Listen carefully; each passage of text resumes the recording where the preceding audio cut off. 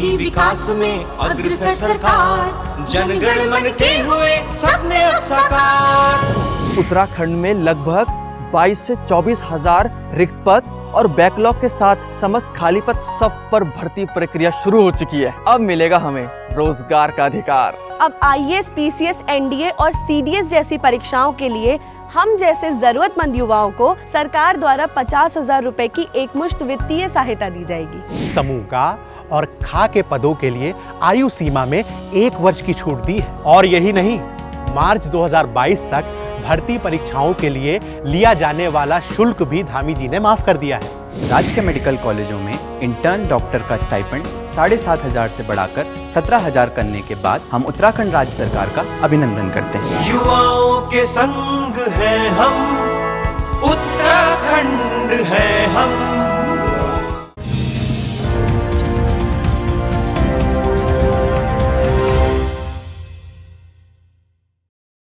नमस्कार, देवभूमि समाचारों में आपका स्वागत है। मैं हूं आपके साथ सबिहा। अगले आधे घंटे में आप मेरे साथ देखेंगे उत्तराखंड से जुड़ी तमाम छोटी बड़ी खबरें विस्तार से, लेकिन सबसे पहले नजर हेडलाइंस पर।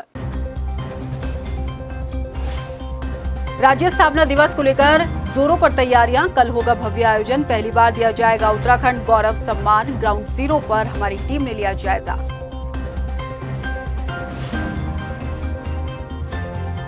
नई दिल्ली में उत्तराखंड की 5 मशहूर हस्तियों को दिया जाएगा पद्म पुरस्कार। राष्ट्रपति भवन में आयोजित समारोह में मिलेगा सम्मान।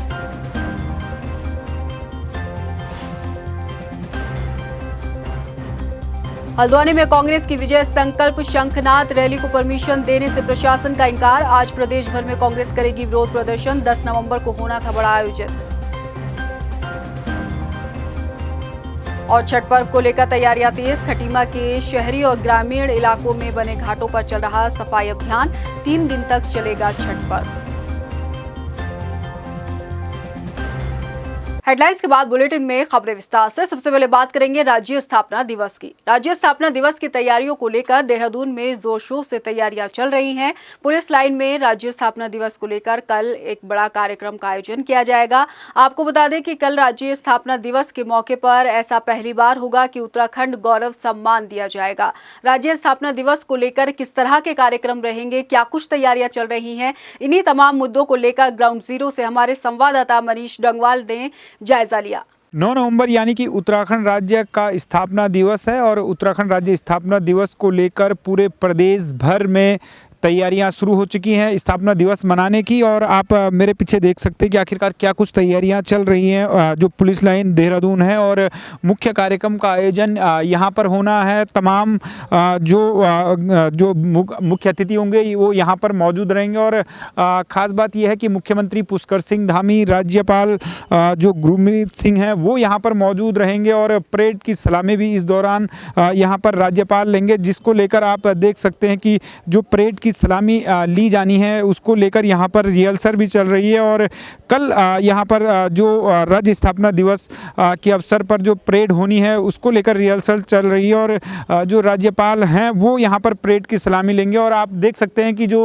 राज्य स्थापना दिवस की जो परेड है 2021 को लेकर तैयारियां चल रही हैं। और जो 21वां राज्य स्थापना दिवस उत्तराखंड का है उसको लेकर जो पुलिस लाइन है वहाँ पर कार्यक्रम का आयोजन जो होना है उसको लेकर तैयारियां चल रही हैं। और ख़ास बात यह है कि मुख्यमंत्री पुष्कर सिंह धामी को इसमें अपना उद्बोधन भी देना है, तो उनके उद्बोधन पर सभी की नज़र रहेंगी कि आखिरकार क्या कुछ उद्बोधन मुख्यमंत्री पुष्कर सिंह धामी देते हैं। और पूरी तरीके से आप जो ये पुलिस लाइन का ग्राउंड है ये तैयार किया जा रहा है कल के कार्यक्रम के आयोजन को लेकर। और ख़ास बात ये भी है कि मुख्यमंत्री पुष्कर सिंह धामी ने साफ तौर से निर्देश दिए हैं कि 1 सप्ताह तक उत्तराखंड महोत्सव के नाम से उत्तराखंड राज्य का स्थापना दिवस मनाया जाएगा। और गांव से लेकर राजधानी स्तर तक यहां पर कार्यक्रमों का आयोजन होगा। और पूरी तरीके से यहां पर जो कार्यक्रम को यहां पर बेहतर बनाने के लिए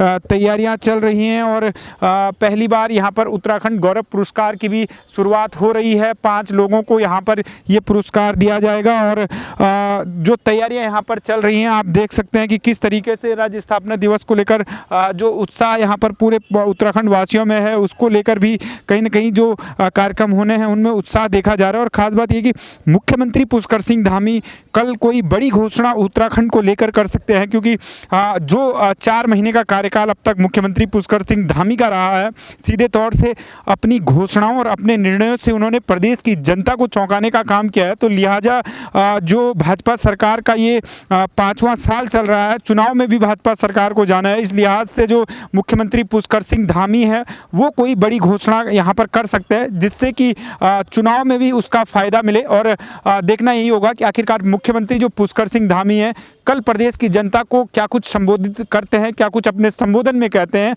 और क्या कुछ बड़ी घोषणा उत्तराखंड के लिए करते हैं। कैमरा पर्सन सुशांत के साथ Manish Dangwal, time TV news, Dehradun. मुख्यमंत्री पुष्कर सिंह धामी ने 9 नवंबर को आयोजित होने वाले राज्य स्थापना दिवस समारोह को गरिमा के साथ आयोजित किए जाने के निर्देश दिए हैं। सीएम आवास पर आयोजित बैठक में सीएम धामी ने कहा कि इस बार राज्य स्थापना दिवस को उत्तराखंड महोत्सव के रूप में आयोजित किया जाएगा। 1 हफ्ते तक आयोजित होने वाले इस महोत्सव के दौरान राजधानी से लेकर न्याय पंचायत स्तर तक के कार्यक्रमों को आयोजित किया जाएगा। 9 नवंबर को लेकर हम इस बार से इसको उत्तराखंड महोत्सव के नाम से पूरे लगातार 1 सप्ताह तक और निचली इकाई, ग्रामीण इकाई तक जाकर इस महोत्सव को मनाएंगे। और इस बार से हम नया शुरू कर रहे हैं। विशिष्ट क्षेत्रों में विभिन्न विशिष्ट क्षेत्रों में काम करने वाले ऐसे उन सभी को उत्तराखंड गौरव के नाम से सम्मानित भी करने जा रहे हैं। उत्तराखंड की 5 प्रमुख हस्तियों को पद्म पुरस्कारों से नवाजा जाएगा। सोमवार को आज यानी कि नई दिल्ली स्थित राष्ट्रपति भवन में आयोजित समारोह में राष्ट्रपति रामनाथ कोविंद, हेस्को प्रमुख पर्यावरणविद डॉक्टर अनिल प्रकाश जोशी को पद्म भूषण, जबकि पर्यावरणविद कल्याण सिंह और डॉक्टर योगी एरन को पद्मश्री सम्मान देकर सम्मानित किया जाएगा। इसके अलावा मंगलवार को चिकित्सा क्षेत्र में डॉक्टर भूपेंद्र कुमार सिंह और किसान प्रेमचंद शर्मा को पद्मश्री सम्मान देकर सम्मानित किया जाएगा। साल 2020 में कोरोना के चलते पद्म पुरस्कार नहीं दिए गए थे, इसीलिए साल 2021 में ही दोनों साल के पद्म विजेताओं को एक साथ सम्मानित किया जा रहा है। और अब बात करेंगे बड़ी खबर की। हल्द्वानी से आ रही है, जहां पर कांग्रेस के विजय शंखनाथ संकल्प रैली को प्रशासन ने परमिशन नहीं दी है। पुलिस और प्रशासन का कार्यक्रम के लिए देने से इनकार कर दिया है प्रशासन ने। आपको बता दें कि 10 नवंबर यानी कि राज्य स्थापना के अगले दिन कांग्रेस विजय संकल्प शंखनाथ रैली का बड़े पैमाने पर आयोजन करने जा रही थी। इसको लेकर प्रशासन ने परमिशन नहीं दी है, जिसके विरोध में आज कांग्रेसी जो है प्रदेश भर में सरकार के खिलाफ विरोध प्रदर्शन करेंगे। और परमिशन न देने का रीजन ये बताया गया कि वहां पर सीएम के कार्यक्रम की पार्किंग को रखा गया है और अब 11 नवंबर को कांग्रेस की विजय शंखनाथ रैली होगी। साथ ही साथ सत्ता के दबाव में प्रशासन पर काम करने का कांग्रेसियों ने आरोप लगाया है। आपको बता दें कि 10 तारीख को ये विजय संकल्प शंखनाथ रैली होनी थी, जिसको लेकर कांग्रेस लंबे समय से तैयारी कर रही थी। हालांकि पहले राज्य में आई आपदा के चलते इसको स्थगित करना पड़ा। 10 नवंबर की तारीख तय की गई कि राज्य स्थापना के अगले दिन इस कार्यक्रम को किया जाएगा, लेकिन अब इस कांग्रेस के कार्यक्रम को प्रशासन ने परमिशन देने से इनकार कर दिया है, जिसके विरोध में आज कांग्रेस प्रदेश भर में प्रदेश सरकार के खिलाफ प्रदर्शन करेगी। साथ ही साथ कांग्रेसियों ने सत्ता के साथ प्रशासन पर दबाव काम करने का आरोप लगाया है। तो इस वक्त की सबसे बड़ी खबर है, एक बड़ा कार्यक्रम हल्द्वानी में तय हुआ था। कुमाऊं से चुनावी शंखनाद जो है वो कांग्रेस करने जा रही थी 10 नवंबर को, लेकिन अब आपको बता दें कि 10 नवंबर की बजाय अब कांग्रेस का ये जो बड़ा आयोजन है वो 11 नवंबर को होगा, क्योंकि 10 नवंबर के लिए प्रशासन ने कांग्रेस को परमिशन नहीं दी। और रीजन ये रखा कि सीएम की कार्यक्रम के लिए उसको पार्किंग स्थल बना दिया गया है। रामलीला मैदान में ये बड़ा आयोजन होना था, जो अब 11 नवंबर को होगा। चलिए, ज्यादा जानकारी के लिए हल्द्वानी से हमारे संवाददाता योगेश शर्मा जुड़ चुके हैं। योगेश, आखिरकार ऐन मौके पर प्रशासन का परमिशन देने से इनकार, क्या कहा जाए? देखिए, साफ तौर पर विजय शंखनाथ संकल्प जनसभा कांग्रेस की होनी थी, जो 10 नवंबर को हल्द्वानी में आयोजित होनी थी, जिसमें प्रदेश स्तर के सभी नेता यहाँ पे शामिल होने थे, लेकिन ऐन वक्त पे प्रशासन ने परमिशन देने से इनकार कर दिया। प्रशासन का साफ तौर से ये कहना है कि 10 तारीख को जो सीएम का हल्द्वानी में राज्य स्थापना दिवस का कार्यक्रम है, उसकी जो पार्किंग है उसको कांग्रेस का जो कार्यक्रम स्थल था उसको सीएम की पार्किंग स्थल बना दे, जिससे कांग्रेस में कहीं ना कहीं भारी आक्रोश है, गुस्सा है। जिसको लेकर आज पूरे प्रदेश में कांग्रेस कार्यकर्ता जगह जगह भाजपा सरकार का पुतला दहन करेंगे। वहीं कांग्रेस कार्यकर्ताओं ने यह भी आरोप लगाया है कि सत्ता के दबाव में पुलिस और प्रशासन काम कर रहा है। उन्होंने पहले से अपनी परमिशन के लिए अप्लाई किया था और लास्ट टाइम में उनकी परमिशन को कैंसिल कर दिया गया। तो योगेश, क्या अब 11 तारीख को जो अब इनका पोस्टपोन हुआ है प्रोग्राम कांग्रेस का, तो 11 की परमिशन मिली है या नहीं मिली है? देखिए, साफ तौर से जब 10 नवंबर का परमिशन कैंसिल हो गई, उसके बाद अब कांग्रेस 11 नवंबर को एक कार्यक्रम करने की तैयारी कर रही है, जिसके लिए उन्होंने परमिशन के लिए प्रशासन को दोबारा से आवेदन दिया है। अब देखना होगा कि प्रशासन 11 को भी परमिशन देता है या सत्ता के दबाव में ऐसे ही कांग्रेस के कार्यक्रमों की परमिशन कैंसिल करता है। ओके, तो कांग्रेसी जो बड़े नेता हैं उनसे भी आपकी बातचीत हुई होगी, उनका क्या कुछ कहना है इस पर? देखिए, साफ तौर से इसी को लेके अभी दोपहर 12 बजे पूर्व मुख्यमंत्री हरीश रावत और प्रदेश अध्यक्ष गणेश गोदियाल देहरादून में प्रेस कॉन्फ्रेंस करने वाले हैं। इसके अलावा सभी जिला मुख्यालय, नगर मुख्यालय और ब्लॉकों में कांग्रेस आज पुतला दहन कर सरकार का विरोध करेगी। योगेश, आपका बहुत बहुत शुक्रिया तमाम जानकारी देने के लिए। आप लगातार इस बड़ी खबर पर अपडेट बनाए रखें। भले ही कांग्रेस को हल्द्वानी में विजय शंखनाथ रैली को प्रशासन ने परमिशन ना दी हो, लेकिन अब 11 तारीख को कांग्रेस इस बड़े कार्यक्रम को करेगी। कुमाऊं से कांग्रेस विजय संकल्प शंखनाथ रैली कर एक साथ कई संदेश देने की तैयारी में है। तो वहीं हाल ही में यशपाल आर्य की वापसी के बाद कई बड़े चेहरे भी कांग्रेस में शामिल हो सकते हैं। देखिए हमारी ये खास रिपोर्ट। यशपाल आर्य समेत उनके बेटे की घर वापसी के बाद कांग्रेस की चुनावी तैयारियों ने अब रफ्तार पकड़ ली है। कांग्रेस कुमाऊं से विजय संकल्प शंखनाथ रैली कर सियासी दलों को कई संदेश देने की तैयारी में है। 10 नवंबर को हल्द्वानी के रामलीला मैदान से इस रैली का आगाज होगा और कांग्रेस के बड़े चेहरों के तौर पर चुनाव कैंपेन कमेटी के अध्यक्ष हरीश रावत समेत नेता प्रतिपक्ष प्रीतम सिंह, कांग्रेस प्रदेश अध्यक्ष गणेश गोदियाल रैली से एकजुटता का संदेश देते नजर आएंगे। तो उधर देहरादून के बाद अब हल्द्वानी में भी यशपाल आर्य समेत उनके बेटे के स्वागत में भव्य कार्यक्रम आयोजित किया जाएगा। हालांकि कांग्रेस ने अपने इस बड़े आयोजन की तैयारी पहले ही कर ली थी, लेकिन राज्य में आई आपदा के बाद इसको स्थगित करना पड़ा। भारतीय जनता पार्टी की नीतियों, महंगाई, बेरोजगारी से आहत जनता को साथ लेकर करके विजय शंखनाथ रैली 10 तारीख को होने जा रही है। ये लोगों की जो भावना है उसका प्रकटीकरण होगा। उस भारतीय जनता पार्टी की 2022 में काउंटडाउन शुरू होगा 10 तारीख को। आप सब लोग, कई लोग उसमें शामिल भी होंगे। आप सभी लोग उसमें देखिएगा कि भारतीय जनता पार्टी की जो उल्टी गिनती कैसे शुरू होती है। 10 तारीख को आप सबको दिख जाएगा। विजय संकल्प शंखनाथ रैली कर कांग्रेस ने इशारों ही इशारों में इस बात के भी संकेत दे दिए हैं कि कुमाऊं में इस बड़े आयोजन के दिन कई बड़े चेहरे कांग्रेस में शामिल हो सकते हैं। उत्तराखंड में अब चुनावी मुकाबला धीरे धीरे परवान चढ़ रहा है और जैसे जैसे चुनाव का वक्त करीब आता जाएगा, वैसे वैसे सियासत की इस जंग में भी अभी बहुत कुछ होगा। दल बदल का दौर चलेगा तो बागियों की बगावत भी सामने आएगी। रूठों को मनाया जाएगा तो कईयों के टिकट कटेंगे।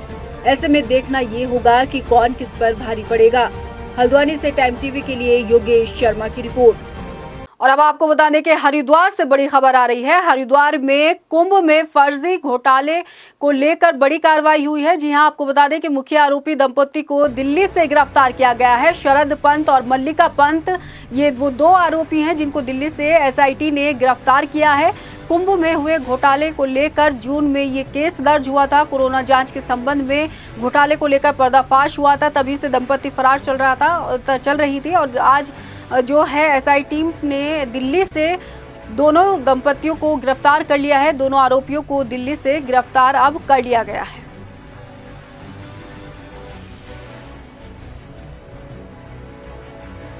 उत्तराखंड के केदारनाथ दौरे पर आए प्रधानमंत्री नरेंद्र मोदी के दौरे को लेकर विपक्ष ने भले ही सियासी वार किए हों, लेकिन पीएम मोदी ने अपने 1 घंटे के संबोधन में सियासी पार्टियों पर हमले कम और उत्तराखंड राज्य के सुनहरे कल की भविष्यवाणी जरूर कर गए हैं। देखिए ये रिपोर्ट।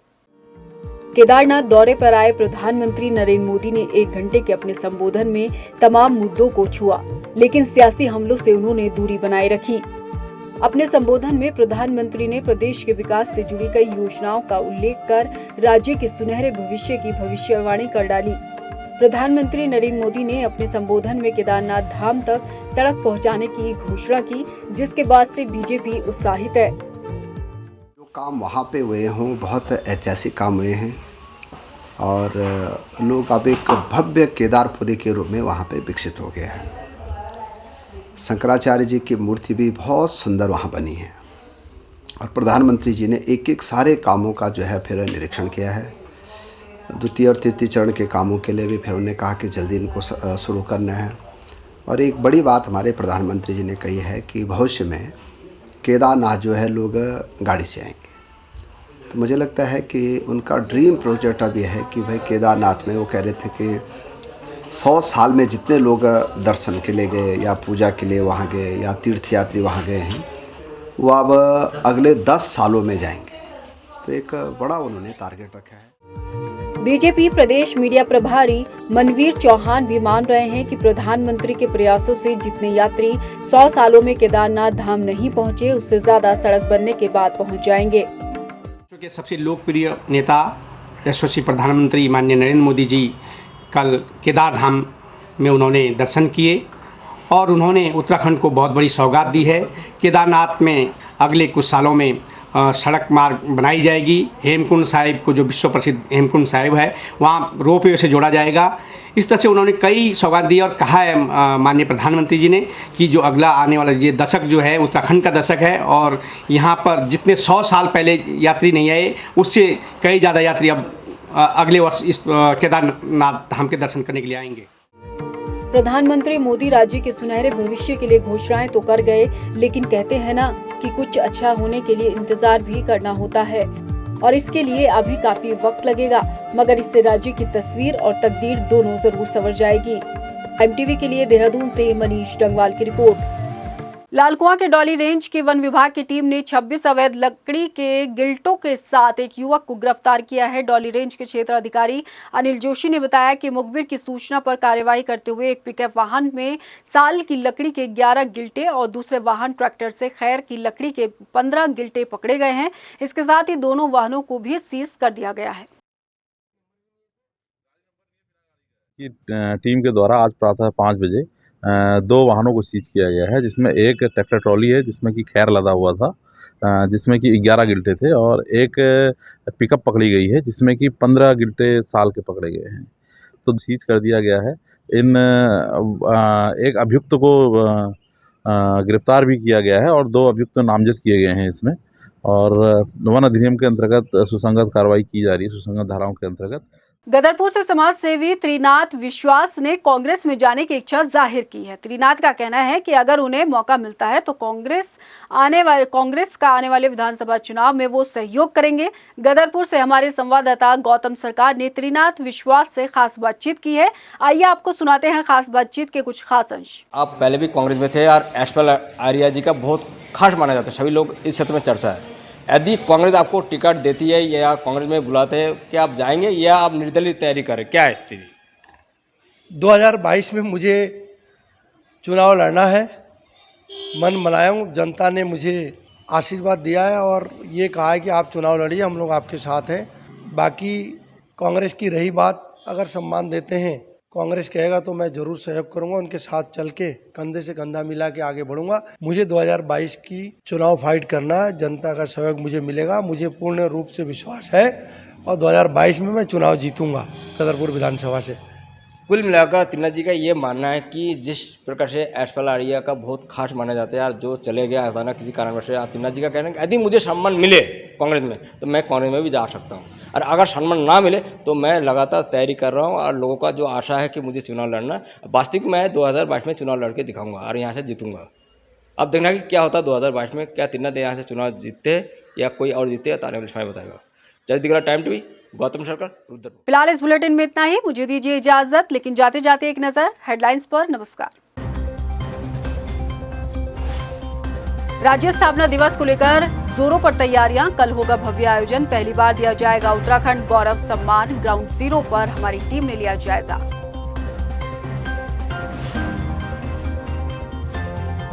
नई दिल्ली में उत्तराखंड की 5 मशहूर हस्तियों को दिया जाएगा पद्म पुरस्कार, राष्ट्रपति भवन में आयोजित समारोह में मिलेगा सम्मान।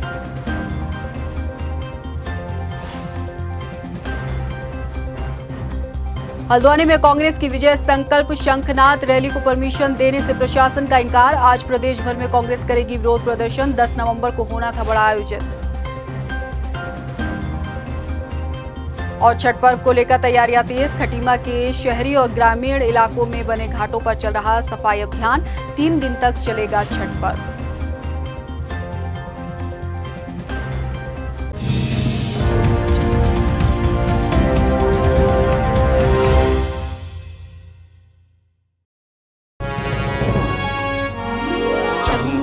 विकास में अग्रसर सरकार, जनगण मन के हुए सपने अब साकार। उत्तराखंड में लगभग 22 से 24 हजार रिक्त पद और बैकलॉग के साथ समस्त खाली पद सब पर भर्ती प्रक्रिया शुरू हो चुकी है। अब मिलेगा हमें रोजगार का अधिकार। अब आईएएस, पीसीएस, एनडीए और सीडीएस जैसी परीक्षाओं के लिए हम जैसे जरूरतमंद युवाओं को सरकार द्वारा 50,000 रुपए की एकमुश्त वित्तीय सहायता दी जाएगी। समूह का और खा के पदों के लिए आयु सीमा में 1 वर्ष की छूट दी है। और यही नहीं, मार्च 2022 तक भर्ती परीक्षाओं के लिए लिया जाने वाला शुल्क भी धामी जी ने माफ कर दिया है। राज्य के मेडिकल कॉलेजों में इंटर्न डॉक्टर का स्टाइपेंड 7,500 से बढ़ाकर 17,000 करने के बाद हम उत्तराखंड राज्य सरकार का अभिनंदन करते हैं। युवाओं के संग हैं हम, उत्तराखंड है हम।